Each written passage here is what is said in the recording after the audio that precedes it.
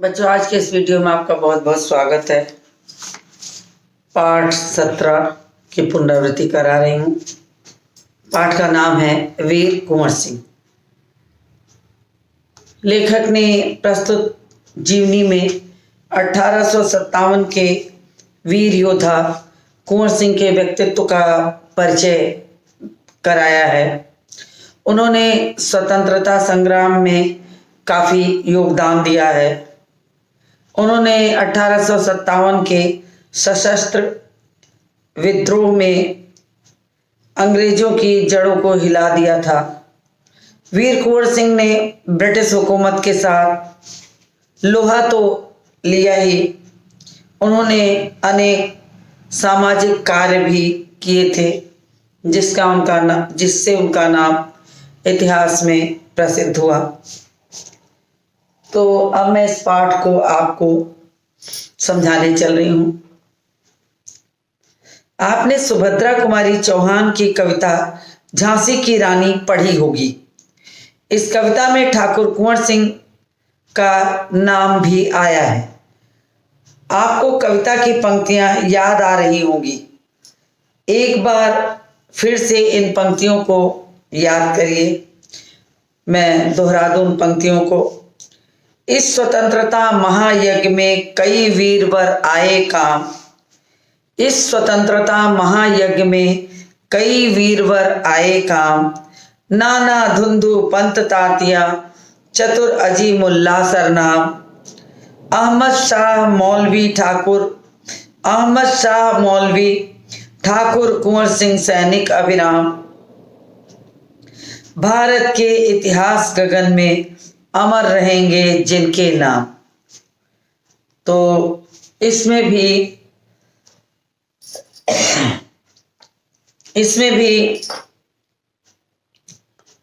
कुंवर सिंह का नाम लिया गया है, जिससे आपको स्पष्ट हो जाता है कि 1857 की लड़ाई में इनकी मुख्य भूमिका थी। यहाँ स्वतंत्रता संग्राम के उसी वीर कुंवर सिंह के बारे में पाठ में जानकारी दी गई है। सन 1857 के व्यापक सशस्त्र विद्रोह ने भारत में ब्रिटिश शासन की जड़ों को हिला दिया। भारत में ब्रिटिश शासन ने जिस दमन नीति को आरंभ किया, उसके विरुद्ध विद्रोह शुरू हो गया। मार्च 1857 में बैरकपुर में अंग्रेजों के विरुद्ध बगावत करने पर मंगल पांडे को 8 अप्रैल 1857 को फांसी दे दी गई। तो मैं जरूरी चीजों को इस पे हाईलाइट कर देती हूँ।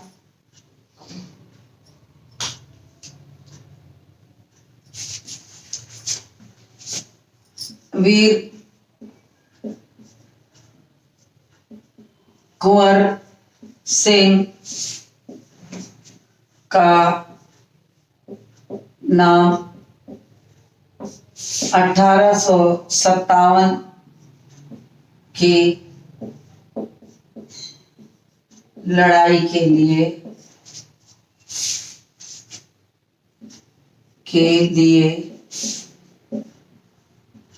लिया जाता है।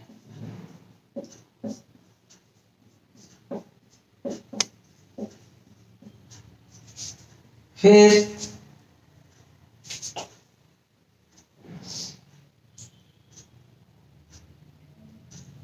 1857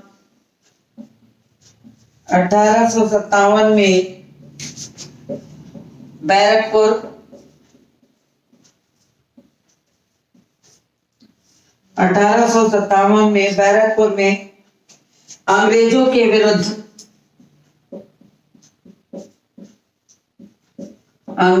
के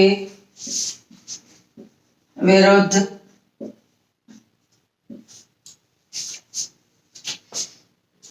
विद्रोह शुरू हो गया। विरुद्ध बगावत करने पर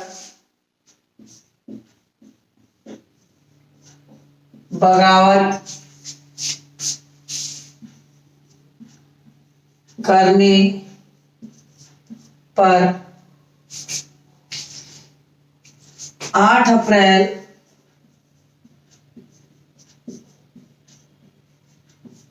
1857 को 8 अप्रैल 1857 को फांसी दे दी गई।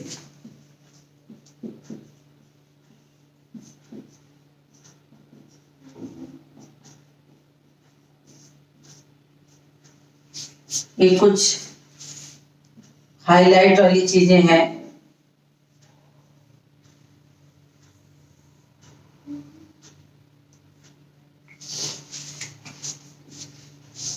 दस मई 1857 को मेरठ में भारतीय सैनिकों ने ब्रिटिश अधिकारियों के विरुद्ध आंदोलन किया और सीधे दिल्ली की ओर कूच कर गए। अब 1857 की लड़ाई के विषय में जानकारी दी जा रही है, जिसमें कि वीर कुंवर सिंह की प्रमुख भूमिका थी।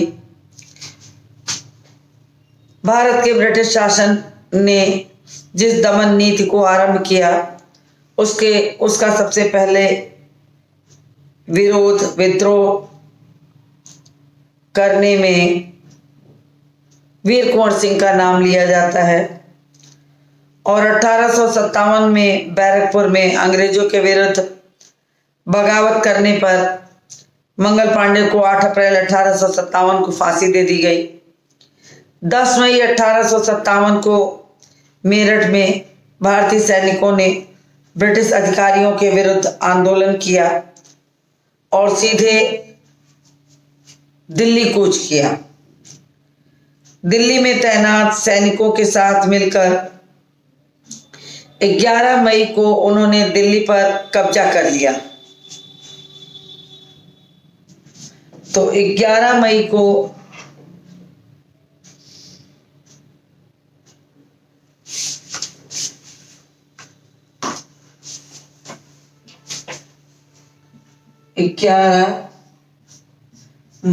को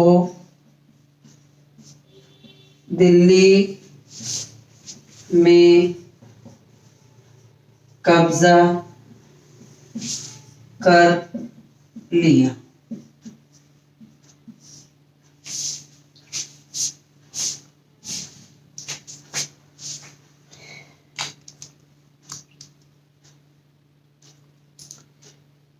तो 11 मई को उन्होंने दिल्ली पर कब्जा कर लिया। अंतिम मुगल शासक बहादुर शाह जफर को भारत का शासक घोषित कर दिया गया। अंतिम मुगल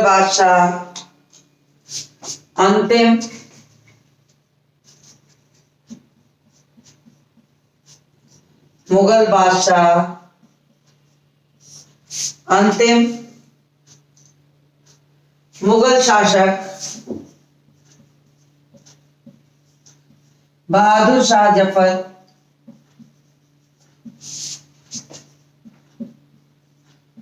बहादुर शाह जफर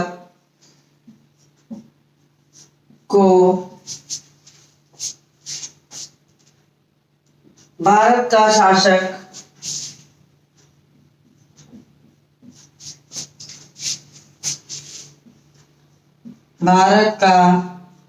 शासक घोषित कर दिया गया।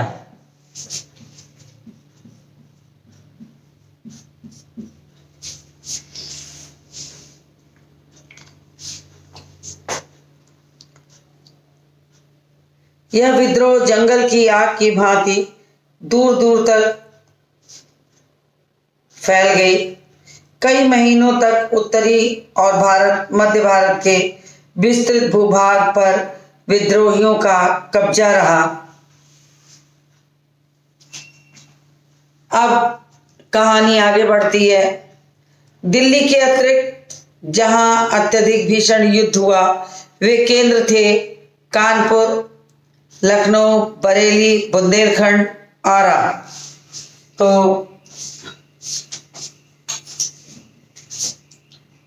दिल्ली के अतिरिक्त दिल्ली के अतिरिक्त जहां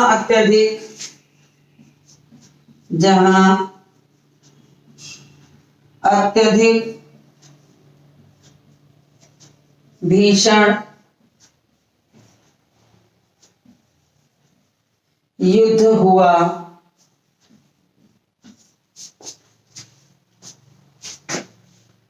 दिल्ली के अतिरिक्त जहां अत्यधिक भीषण युद्ध हुआ वे केंद्र थे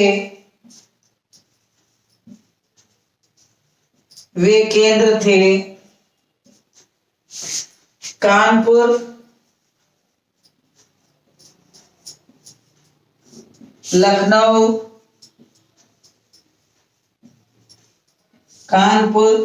लखनऊ, बरेली,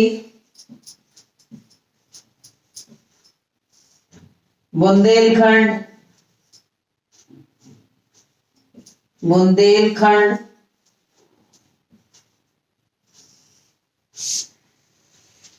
और आरा।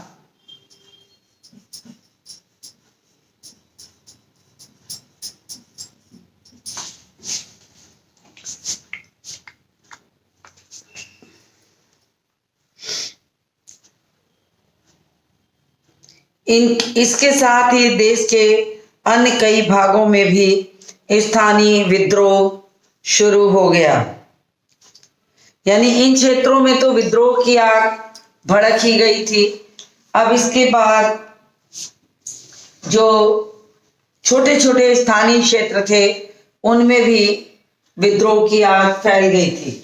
तो ये कुछ हॉट्स थे, हाईलाइट वाली पार्ट की चीजें थी जो मैंने आपको लिख के अलग से दिखा दिया। तो मैं इसको रब करूंगी, आगे भी जो चीज जरूरी समझूंगी आपको इस पर बताती चलूंगी। आप उसको अपनी कॉपी पर, अपनी बुक पर रेखांकित करके लिख सकते हैं, क्योंकि इन रेखांकित कर लेने से फायदा आपको ये है कि जब कभी इन पर प्रश्न बनेंगे तो आपको आसानी से उस पर ध्यान चला जाएगा और उत्तर दे सकते हैं। विद्रोह के प्रमुख नेताओं में नाना साहेब, तात्या टोपे, बख्त खान, अजीमुल्ला खान, रानी लक्ष्मीबाई, बेगम हजरत महल, कुंवर सिंह, मौलवी अहमदुल्ला, बहादुर खां, उमराव तुलाराम थे। तो मैं इनके नाम भी हाईलाइट करती हूँ, आप उसको अंडरलाइन कर लीजिए। विद्रोह के मुख्य नेताओं में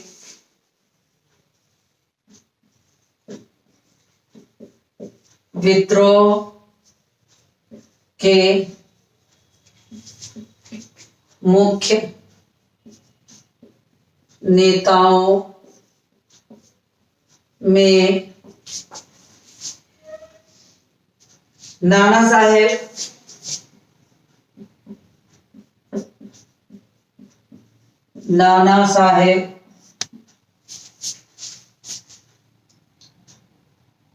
तात्या टोपे,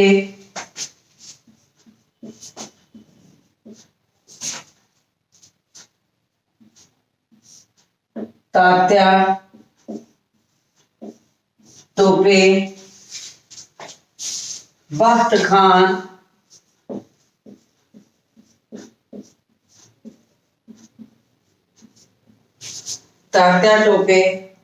खान,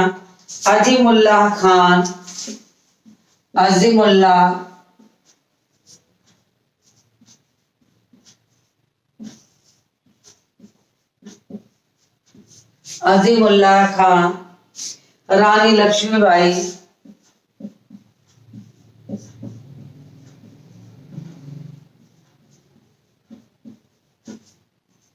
रानी लक्ष्मीबाई, बेगम हजरत महल,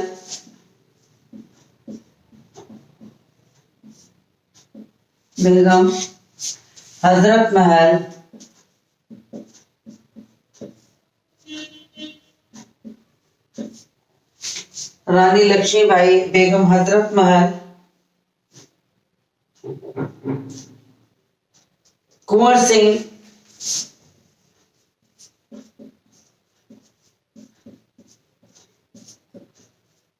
कुंवर सिंह मौलवी अहमदुल्लाह मौलवी अहमदुल्लाह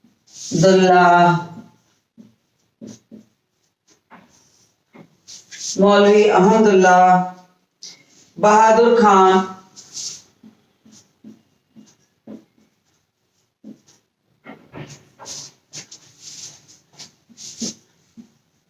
बहादुर खान और तुलाराम और राव तुलाराम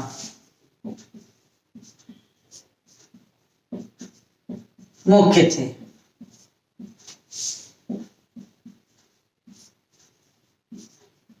ये देखिए, तो मैंने ये नाम हाईलाइट कर दिए।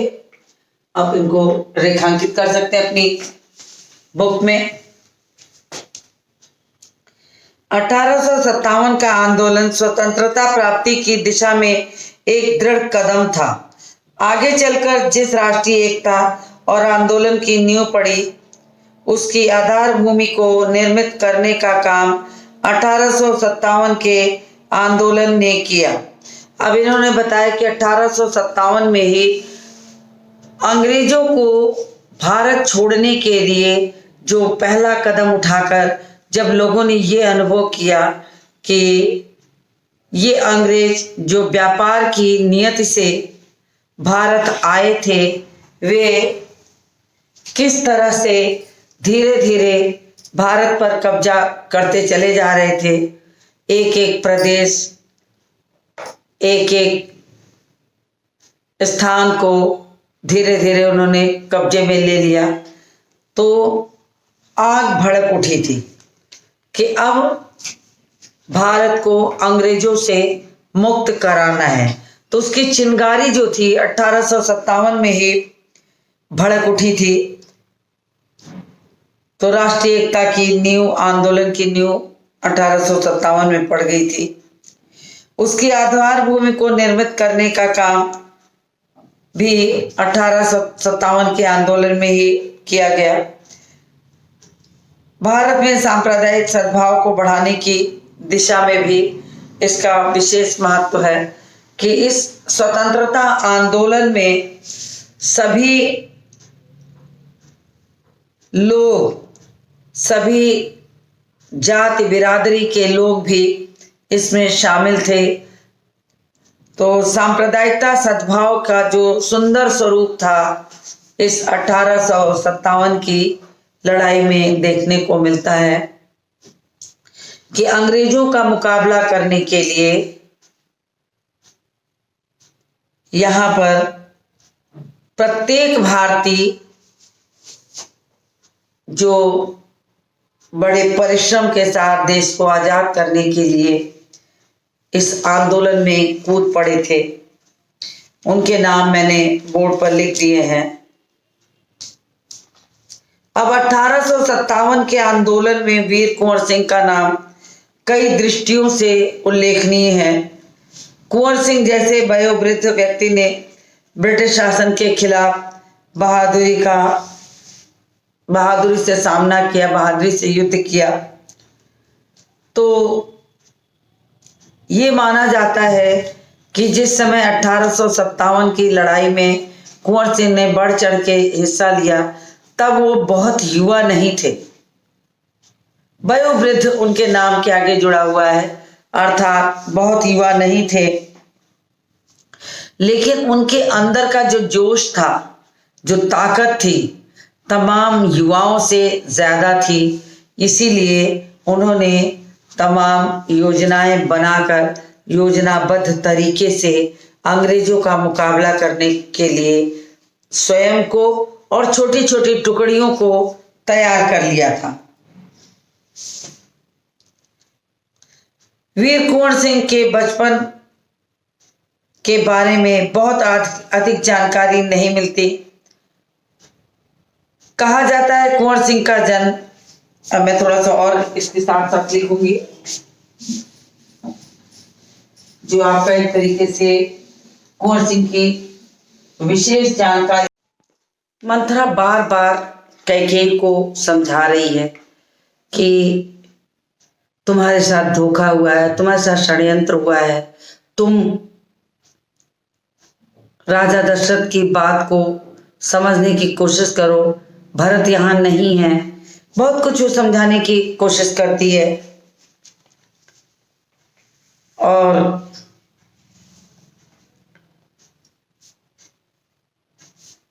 मंथरा पलंग से उठ जाती गुस्से के मारे, कैकेयी के पास जाकर खड़ी होती। उसने कहा, याद करो रानी, महाराज दशरथ ने तुम्हें 2 वरदान दिए थे। अब वो 2 वरदान याद दिलाती है कि ये मौका, ये सुंदर अवसर तुम्हें प्राप्त हुआ है। तुम अगर चाहो तो राजा दशरथ से वो दोनों वरदान लेके अपने लिए एक नया रास्ता बना सकती हो, इस होने वाले राज्याभिषेक को रोक भी सकती हो। फिर उसने याद दिलाया, राजा दशरथ से अपना वचन पूरा करने को कहो। एक से भरत के लिए राजगद्दी मांग लो और दूसरे से राम के लिए 14 वर्ष का वनवास। तो मंथरा ने ये बुद्धि दे दी कि तुम अपने रास्ते के कांटे को बड़े आसानी से निकाल सकती हो, बड़ी आसानी से हटा सकती हो।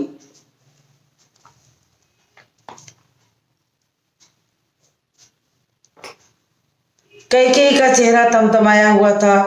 उन्हें मंथरा की बात ठीक लगी। मंथरा ने इतनी बार कैकेयी को समझाया कि बात बराबर सुनते सुनते अंत में कैकेयी को भी ये लगने लगा कि क्या सच में राजा दशरथ ने उनके साथ षड्यंत्र किया है, उनके साथ धोखा किया है।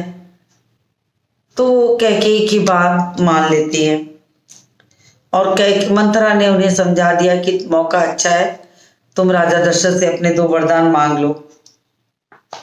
मंथरा ने कैकेयी के मन की बात भांप ली। उन्होंने कहा कि तुम मैले कपड़े पहनकर कोप भवन में चली जाओ, बाल को बिखरा दो, जमीन पर लेट जाओ। राजा के बुलाने पर कुछ ना भी हो जाए तो तुम कोप भवन से मत निकलना।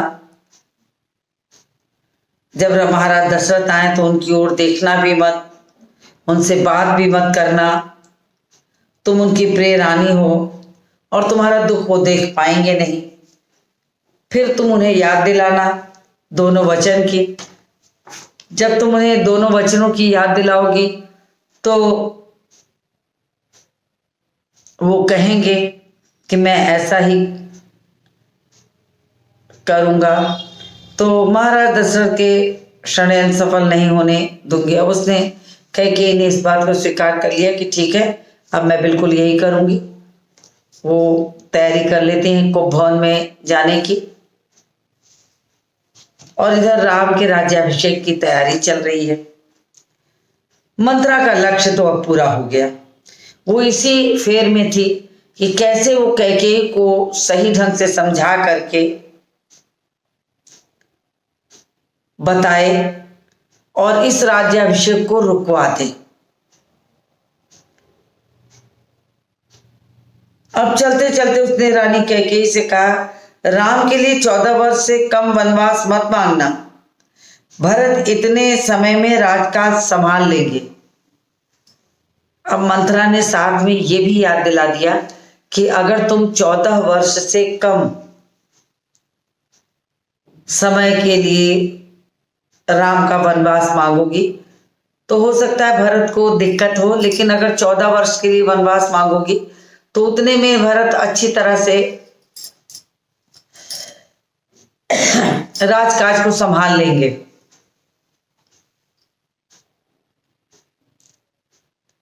जब तक राम लौटेंगे लोग उन्हें भूल चुके होंगे।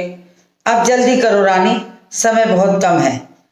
ये कह के मंथरा ने रानी को समझाया और रानी कैकेयी कोप भवन में जाने के लिए तैयार हो गई। मंथरा निवास से निकल गई। रानी ने मैले कुचैले कपड़े पहने, बालों को बिखरा दिया, कोप भवन में चली गई। दिन भर की गहमा गहमी के बाद महाराज दशरथ को रानियों की याद आई। तुरंत निवास की ओर चल पड़े उन्हें शुभ समाचार देने। सबसे पहले वो कैकेयी के कक्ष की ओर मुड़े। कैकेयी वहां नहीं थी। प्रतिहारी से पूछा। पता चला कि वो कोप भवन में है। अब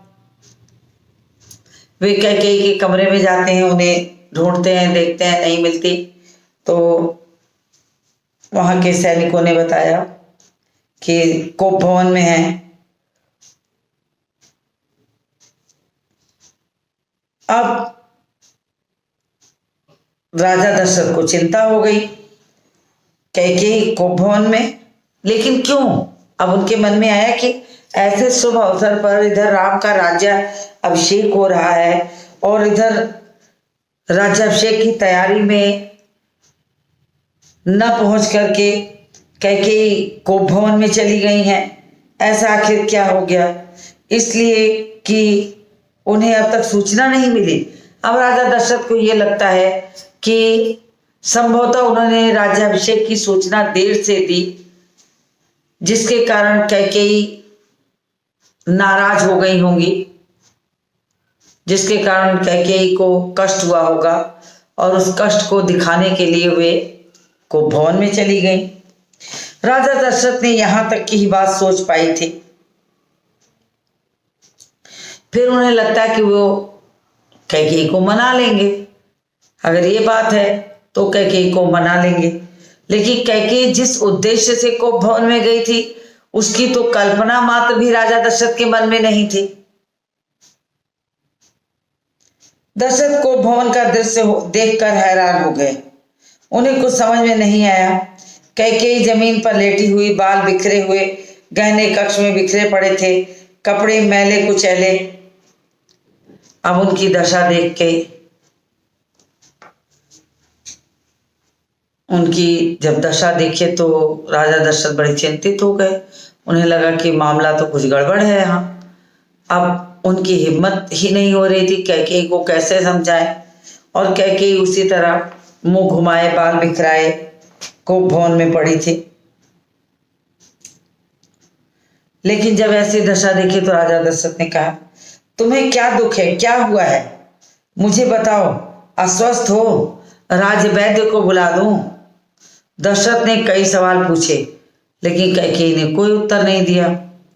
कैकेयी रोती रही। तुम मेरी सबसे प्रिय रानी हो, मैं तुम्हें प्रसन्न देखना चाहता हूँ, तुम्हारी खुशी के लिए मैं सब कुछ कर सकता हूँ, कुछ भी कहो, धरती आसमान एक कर सकता हूँ। दशरथ ने कैकेयी को मनाने का बहुत प्रयास किया, उत्तर उन्हें फिर भी नहीं मिला। यानी कि वो हर तरह से कैकेयी को मनाने की कोशिश करते रहे, लेकिन कैकेयी कोई उत्तर नहीं दे रही थी। दशरथ भी भूमि पर बैठ गए, विनती करते रहे। हाँ, मैं बीमार हूं, कैकेयी ने कहा। मैं अपनी बीमारी के संबंध में आपको बताऊंगी, लेकिन पहले आप एक वचन दें कि मैं जो मांगू उसे पूरा करेंगे। अब कैकेयी ने भूमिका बना ली अपनी बात कहने की, और उन्होंने कहा कि हाँ, मैं अस्वस्थ हूँ, लेकिन बदले में मुझे मैं जो मांगू वो आपको देना होगा। आप मुझे ये वचन दे दीजिए, तब मैं जा करके आपसे अपनी बात कहूं।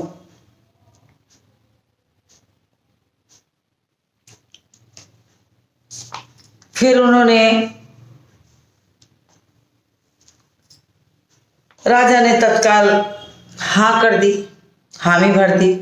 कहा कि राम की सौगंध खाकर कहता हूं, तुम्हारी हर इच्छा पूरी करूंगा।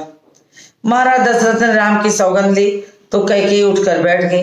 अब कैकेयी को लगने लगा कि अगर महाराज दशरथ ने राम की सौगंध खा ली है तो वो अपनी बात से कभी मुकरेंगे नहीं। महाराज दशरथ ने हामी भरी। कल सुबह राम राज्याभिषेक भरत का हो, राम का नहीं, कैकेयी ने कहा। दशरथ भौचक रह गए, उन पर जैसे वज्रपात हो गया। थोड़ा रुककर कैकेयी फिर बोली, और साथ ही साथ राम को 14 वर्ष का वनवास हो। ये बात भी उन्होंने समझा दी। तो इस तरह से राजा दशरथ का चेहरा बिल्कुल सफेद पड़ गया, सिर चकराने लगा, मूर्छित हो गए, घबरा गए। यह तुम क्या कह रही हो, मुझे तो विश्वास नहीं हो रहा है। तो उन्होंने कहा, कैकेयी ने अपना अंतिम हथियार फेंका कि आप अपने वचन से हटिए मत, ये रघुकुल की रीति नहीं है।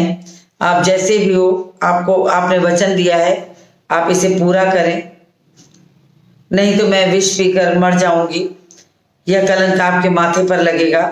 ऐसा सब कहकर राजा दशरथ सुनते रहे। यह सुन नहीं सके, दोबारा फिर बेहोश हो गए। जैसे ही वो ये सब बातें कहीं, राजा दशरथ मूर्छित हो जाते थे, क्योंकि उन्हें ये बात का कष्ट था कि कैकेयी इतना बड़ा वरदान कैसे मांग सकती है एक पुत्र के लिए। इसी बात को वो समझाना चाहते थे, लेकिन कैकेयी समझने को नहीं तैयार थी। अंततः जब कैकेयी ये बात कहती तो वो दुख में आते आते मूर्छित हो जाते थे। तो मैंने आपको पाठ 2 वरदान की कथा यहाँ समझा दी, और अब मैं आज के इस वीडियो को ही समाप्त करती हूँ और मिलती हूँ आपसे अगले वीडियो में।